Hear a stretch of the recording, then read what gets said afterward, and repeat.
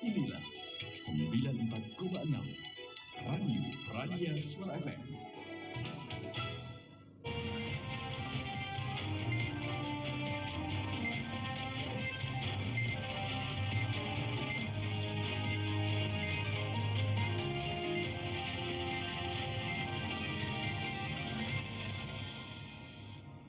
Assalamualaikum warahmatullahi wabarakatuh. 94,6 Radio Pradia Suara FM. Inilah radio Anda. Komunikasi lancar, informasi benar.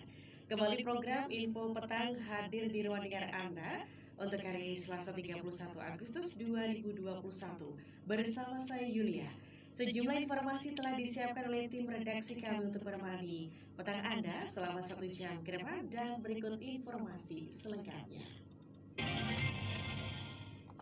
Kabupaten Tuban dalam perpanjangan pemberlakuan PPKM Jawa Bali pertanggal 31 Agustus hingga 6 September 2021 telah masuk dalam PPKM level 2. Berdasarkan instruksi Mendagri atau Inmendagri nomor 38 tahun 2021 tentang pemberlakuan pembatasan kegiatan masyarakat level 4, level 3, dan level 2 Coronavirus Disease 2019 di wilayah Jawa dan Bali, saat ini jumlah daerah berstatus level 2 naik menjadi 27 kabupaten atau kota, di mana Tuban menjadi salah satu di antaranya. Dalam pemberlakuan level 2, kelonggaran diberikan pada beberapa sektor seperti pariwisata hingga memperbolehkan menggelar hajatan dengan syarat kapasitas tertentu. Ruang publik dan restoran juga telah dibuka dan boleh makan di tempat. Menurut pedoman Organisasi Kesehatan Dunia atau WHO, ada kriteria tertentu yang menyebabkan suatu daerah masuk kategori level 2. Kriteria itu yakni angka kasus positif COVID-19 antara 20 dan kurang dari 50 orang per 100.000 penduduk per minggu. Kemudian jumlah rawat inap di rumah sakit antara 5 hingga kurang dari 10 orang per 100.000 penduduk per minggu. Lalu jumlah angka kematian kurang dari 2 orang per 100.000 penduduk di daerah tersebut. Kabupaten Tuban masuk dalam PPKM level 2 penyelenggaraan kebijakan perpanjangan pemberlakuan PPKM Jawa Bali. Hal tersebut merupakan kabar baik untuk para pelaku seni, sektor wisata, hingga masyarakat yang akan menggelar hajatan. Kepala Dinas Pariwisata, Kebudayaan Pemuda dan Olahraga di Spabdutpora Tuban, Sulistiadi menjelaskan, pemberlakuan PPKM level 2 di Kabupaten Tuban dimulai dari 31 Agustus hingga 6 September 2021. Dalam hal ini, sesuai surat edaran dari Disparbudpora, masyarakat sudah diperbolehkan menggelar hajatan dengan kapasitas 50 orang undangan dengan protokol kesehatan ketat. Adapun untuk sektor wisata juga akan sepenuhnya dibuka dengan aturan kapasitas pengunjung 50%. Tempat umum seperti taman, gelanggang olahraga juga akan dibuka kembali untuk umum. Didit menegaskan, dalam 1 minggu ke depan, evaluasi akan terus dilakukan agar kondisi pandemi di Kabupaten Tuban bisa dikendalikan. Untuk sektor wisata kami sudah membuat surat edaran kaitannya dengan tindak lanjut Mendagri 38. Jadi ada beberapa aturan main untuk yang sektor wisata, mulai dari hiburan, kemudian objek wisata, termasuk juga tempat olahraga, termasuk juga resepsi. Sudah ada kelonggaran tapi tetap diatur protokol kesehatan yang ketat. Yang ditekankan adalah satu, objek wisata ini bisa dibuka dengan batasan 50%. Kemudian jamnya tetap sore sudah selesai. Kemudian untuk yang olahraga ini juga dibuka dengan posisi 50%. Misalnya seperti sepak bola dan sebagainya. Termasuk juga hajatan. Hajatan ini diperbolehkan dengan undangan paling banyak 50 orang, 50 undangan. Artinya mungkin bisa Sementara itu, 2 pejabat administrasi di lingkungan Lembaga Pemasyarakatan Kelas 2B Tuban resmi dilantik. Pengambilan sumpah jabatan tersebut dilakukan oleh Kepala Lapas Tuban Siswarno di Aula Lapas Tuban, Selasa 31 Agustus 2021. Pejabat baru yang dilantik yaitu Faris Nur sebagai Kasubsi Perawatan Narapidana dan Anak Didik, serta Kasubsi Keamanan Hardi Widayatno.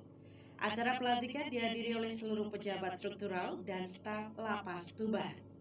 Siswarno mengatakan bahwa dengan adanya pejabat administrasi yang baru, maka akan meningkatkan kualitas pelayanan dan kinerja jajarannya. Pihaknya berharap pejabat yang baru dapat mengimbangi dan meningkatkan kinerja di Lapas Tuban sudah berjalan dengan baik. Selain itu, Siswarno juga menuturkan pentingnya integritas sebagai seorang aparatur sipil negara. Sementara itu, acara dilanjutkan dengan pelepasan 2 petugas Lapas Tuban yang purna bakti dan juga pindah tugas. Petugas yang purna bakti yaitu Haryanto yang sebelumnya menjabat Kasubsi Perawatan. Selain itu, Lapas Tuban juga melepas Miftahul Huda, petugas yang alih tugas ke Rutan Kelas 1 Surabaya. Pada kesempatan tersebut, Kalapas Tuban memberikan ucapan selamat menjalankan masa istirahat sebagai abdi negara dan selamat menjalankan tugas di tempat tugas yang baru, serta memberikan motivasi untuk melanjutkan jenjang pendidikan yang lebih tinggi. Saat ini yang staf baru naik ke pejabat eselon 5, nah yang satunya lagi sudah 1 tahun 8 bulan menjabat Kasubsi Keamanan.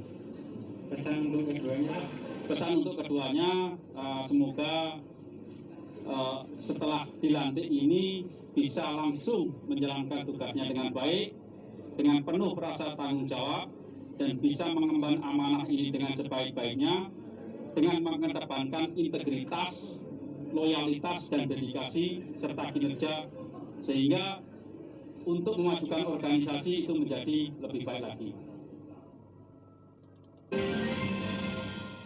Pelaku pelempar ribuan pil double L ke dalam lembaga pemasyarakatan kelas 2B Tuban, Lapas Tuban, pada Kamis 12 Agustus 2021 lalu terindikasi berada di luar kota. Kini pelaku tersebut masuk dalam daftar pencarian orang atau DPO dan pihak kepolisian terus melakukan pengejaran.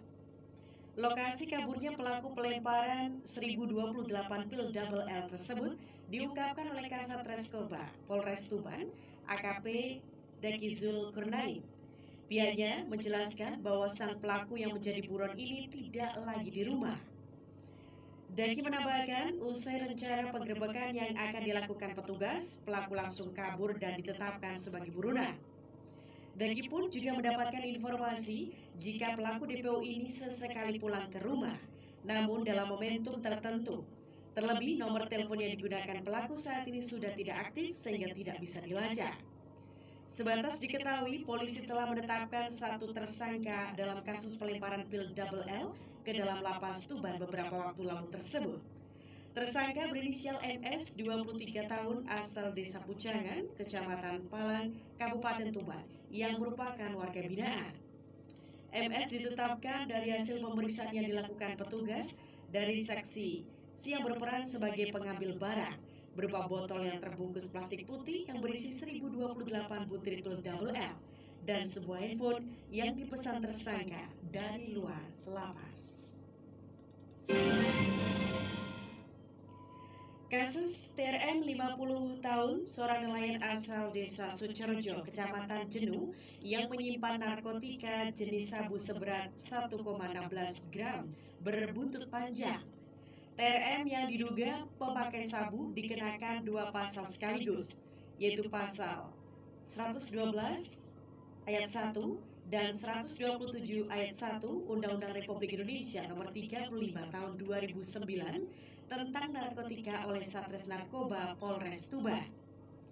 Bunyi pasal 112 ayat 1, setiap orang yang tanpa hak atau melawan hukum memiliki, menyimpan, menguasai atau menyediakan narkotika golongan 1 bukan tanaman dipidana dengan pidana penjara paling singkat 4 tahun dan paling lama 12 tahun. Sedangkan menurut pasal 127 TRM ada kemungkinan direhabilitasi atau maksimal penjara 4 tahun. Kasatgas Narkoba Polres Tuban AKP Daki Zulkarnain mengatakan TRM diamankan oleh anggotanya pada 13 Agustus 2021 beserta barang bukti. Setelah diproses dan hasil lapor keluar, terdapat perbedaan antara berat neto dan bruto. Hasil lapor menjadikan hasil bukti tertulis keluar dengan berat bersih 0,7 gram sabu. Satres Narkoba kemudian melakukan asesmen melalui surat resmi ke BNNK, tetapi BNNK Tuban tidak bisa melakukannya dengan alasan anggaran habis. Dengan alasan demikian, asesmen dilakukan Satres Narkoba ke BNP Jawa Timur. Namun, hasil komunikasi dengan tim BNP Jawa Timur menyatakan bahwa asesmen tidak bisa dilakukan. Kemungkinan bisa dilaksanakan, tetapi harus ada petunjuk dari Jaksa Penuntut Umum atau JPU. Alasan tidak bisa dilakukan asesmen karena telah melebihi SOP dengan masa penahanan 6 hari. Akhirnya, kasus TRM akan dilanjutkan proses hukum ke persidangan pada waktunya nanti. Sesuai Undang-Undang Narkotika, TRM terancam hukum 4 tahun penjara. Berdasarkan bukti, TRM hanya berstatus pemakai bukan pengedar sabu. Barang sabu diperoleh TRM dari pengedar asal Krek yang kini ditetapkan daftar pencarian orang atau DPO. Berdasarkan pengakuan, TRM baru memakai sabu 2 kali. Pertama, barang tersebut diperoleh dari pengedar narkotika SPR asal Kecamatan Krek dan satunya dari pengedar lain. Pada saat asesmen saya ajukan bersurat resmi ke BNK, jawaban BNK itu tidak bisa melaksanakan asesmen dikarenakan anggarannya habis. Jadi 7 target asesmen selama 1 tahun di bulan Juli itu sudah habis. Akhirnya saya disarankan ke BNP. Kita ke BNP. Ya kita dalam proses perjalanan waktu itu kan melakukan upaya hukum karena sudah melebihi 6 kali 24 jam begitu kan, sehingga sejak awal sudah kita putuskan untuk melakukan penahanan dan sudah kita tahan. Pada saat kita komunikasi dengan tim dari BNP itu bahwa tidak bisa dilaksanakan. Diberitakan sebelumnya, TRM diamankan dengan barang bukti 1 poket narkotika jenis sabu dengan berat bruto 1,16 gram, 1 bungkus rokok diplomat, 1 pipet kaca, dan 1 buah HP iPhone 11 warna hitam. TRM mendapatkan sabu dengan cara memesan lalu bertemu di tepi jalan Desa Bliwa, Kecamatan Krek dengan harga Rp1.300.000. Menurut keterangan pelaku, narkotika jenis sabu tersebut digunakan sendiri. Di sisi lain, salah satu karakteristik warga desa adalah sifat gotong royong secara turun-temurun. Hal tersebut pula yang melandasi peringatan kemerdekaan tahun ini di Desa Plumpang, Kecamatan Plumpang. Dalam peringatan Hari Ulang Tahun Republik Indonesia ke-76 tahun ini, memang tidak ada perayaan secara meriah. Selain karena situasi pandemi, juga untuk fokus menjaga kesehatan warga desa. Meski demikian, ada cara khusus yang dilakukan warga untuk tetap menjaga kerukunan, salah satunya melalui gotong royong. Kepada reporter Pradia Suara Muhammad Darus, penggagas kegiatan Desa Plumpang, Bambang Budiono, saat dikonfirmasi mengatakan, memupuk semangat gotong royong sudah menjadi kebiasaan warga sejak lama. Untuk itu, gotong royong harus tetap dijaga hingga saat ini, dan membutuhkan beberapa pancingan kegiatan untuk melestarikan. Ditegaskan tidak ada tujuan apapun dalam kegiatan tersebut selain memaknai kemerdekaan versi masyarakat desa yang tetap mematuhi protokol kesehatan serta menghindari kerumunan. Kalau dari warga desa ya itu mas, jadi kami di desa kita masih punya gotong royong, kita masih punya solidaritas, kita masih punya kerukunan yang baik. Itu kita nggak nawarkan yang macam-macam, karena memang yang kami rasakan dari diskusi dengan teman-teman yang paling terpuas hari ini adalah gotong royong, kerukunan. Bukan membudayakan kembali, di sini masih ada dan kita berusaha merawatnya gitu. Di sini masih lestari, di kampung kami itu masih ada, dan kita hanya mengupayakan agar itu tidak hilang, agar itu tetap ada. Setelah melakukan beberapa diskusi sebelum acara bersama para pemuda desa, ini diputuskan untuk tidak membuat selebaran atau undangan kepada warga dari luar. Hal tersebut dimaksudkan untuk meminimalisir kunjungan dari luar. Hal ini karena pada tahun-tahun sebelum pandemi COVID-19, selalu banyak tamu dari luar kota yang datang untuk berpartisipasi. Kepada reporter Pradia Suara Muhammad Narus, penggagas kegiatan Desa Plumpang, Bambang Budiono, saat dikonfirmasi mengatakan, berdasarkan permintaan warga, tetap ada kegiatan 17-an, akan tetapi dengan pembatasan yang cukup ketat. Untuk memeriahkan Hari Ulang Tahun Republik Indonesia ke-76 hanya diperingati oleh warga dari beberapa RT saja. Selain itu, pilihan kegiatan lebih diprioritaskan untuk bersih-bersih lingkungan dan senam bersama warga. Ada kemarin kita sudah bersih desa, tapi hanya satu lingkungan ini aja. Terus perakatan seperti desa, perakatan malam 17-an ada. Terus kemarin untuk ininya sendiri senam massal, yaitu kegiatan-kegiatan rutin biasa di desa sebetulnya. Cuman kita bungkus dengan baik karena di situ yang menurut kami ada nilai sportivitasnya kita angkat. Iya, karena memang kondisinya di masa pandemi terus tetap sehat jiwa raga. Jadi untuk seluruh rangkaian kegiatannya sendiri kita coba tidak membuat selembar surat pun, kita tidak membuat edaran bentuk apapun, pamflet digital maupun apa, karena untuk itu keluarga. Seiring dengan perkembangan zaman yang menuntut masyarakat semakin modern dan maju, warga Desa Plumpang, Kecamatan Plumpang tetap memilih untuk menjaga jati dirinya sebagai warga desa. Salah satu kearifan lokal warga desa adalah gotong royong serta keramahan warganya. Kepada reporter Pradia Suara Muhammad Narus, penggagas kegiatan Desa Plumpang, Bambang Budiono, saat dikonfirmasi mengatakan, melalui momentum bulan kemerdekaan ini, warga ingin agar ciri khas kearifan lokal tersebut tetap terjaga dan bisa diwarisi oleh anak cucu mereka kelak sebagai warga desa. Diharapkan, melalui kegiatan sederhana yang sangat terbatas tersebut bisa memicu semangat warga untuk tetap bangga menjadi warga desa yang menjaga tradisi warisan leluhurnya. Harapannya tetap misi kita adalah untuk ada nanti budaya desa yang bisa yang desa kita lakukan yang tidak akan ketemu di kota itu tetap lestari, terus saling tolong keluarganya tetap lestari, nggak niru orang kota sing urip di dhewe. Saya kira seperti itu, jadi penjaga itu aja. Kalau bahasa ringkasnya dari sportivitas. Jadi dari awal isu yang kita angkat memang untuk sportivitas sendiri semakin kurang dan memang nggak ada di pandangan kita untuk kegiatan sehari-hari. Pokoknya lepas dari desa sportivitas itu sebenarnya sudah nggak ada. Ya, sportivitas dan kekeluargaan.